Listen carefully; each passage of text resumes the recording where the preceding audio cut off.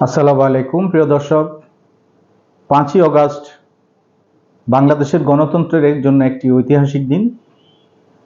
5ই August 2024 দীর্ঘ fascist শাসনের পরে শেখ হাসিনা একটি গণ অভ্যুত্থানের পরে বাংলাদেশ থেকে পালিয়ে যেতে বাধ্য হয়েছিলেন এবং যার ফলশ্রুতিতে এই মুহূর্তে বাংলাদেশে একটি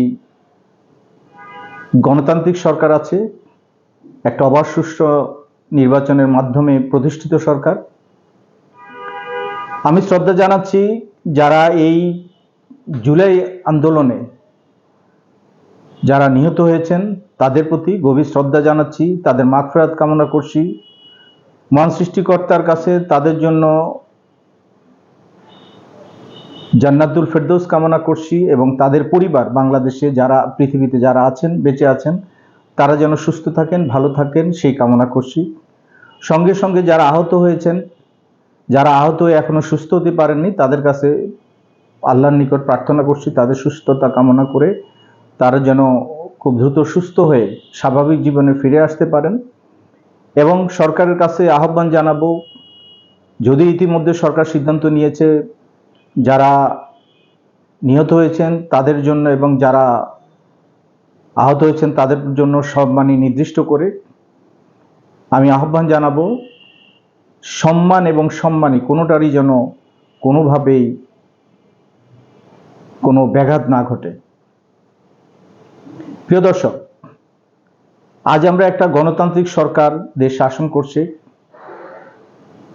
আমরা প্রত্যাশা করি এই গণঅভ্যুত্থান দিবসে এই সরকার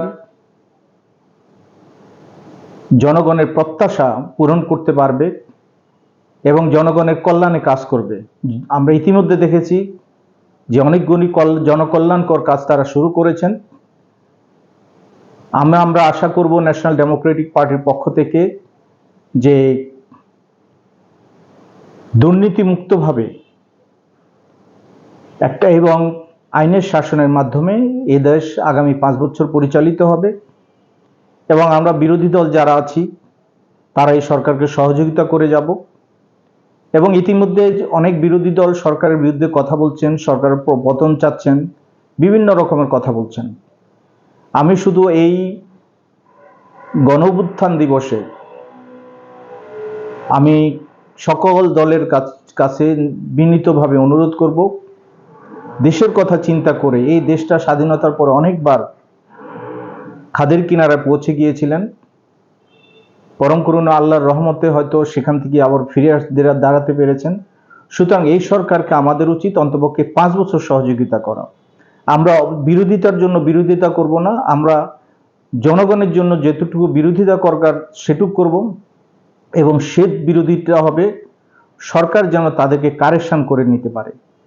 আমরা এমন বিরোধিতা করব না যেটা জনগণের জন্য অকল্যাণকর হবে, জনগণের জন্য বোঝা হয়ে যাবে এবং জনগণের জীবনে একটা প্রতিবন্ধকতা সৃষ্টি করবে।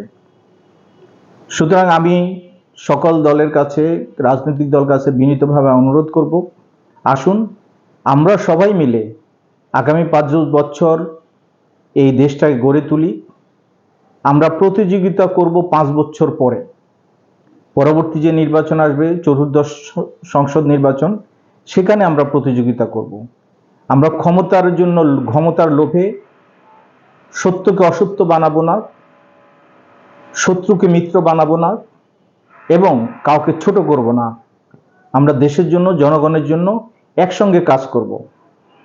যদি সরকার ভুল করে থাকে তার ভুল শুধরাইয়ে দিতে চেষ্টা করব, যদি তারা অন্যায় করে থাকে সেটার জন্য প্রতিবাদ করব, কিন্তু সেই প্রতিবাদ এমন না যেটা দেশের জন্য অকল্যাণকর হবে।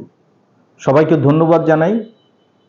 আসুন আমরা সবাই আগামী 5 বছর, 6 মাস প্রায় শেষ, আরও 5.5 বছর, 4 বছর আমরা দেশের কল্যাণে একসঙ্গে কাজ করি। সবাইকে ধন্যবাদ। আসসালামু আলাইকুম।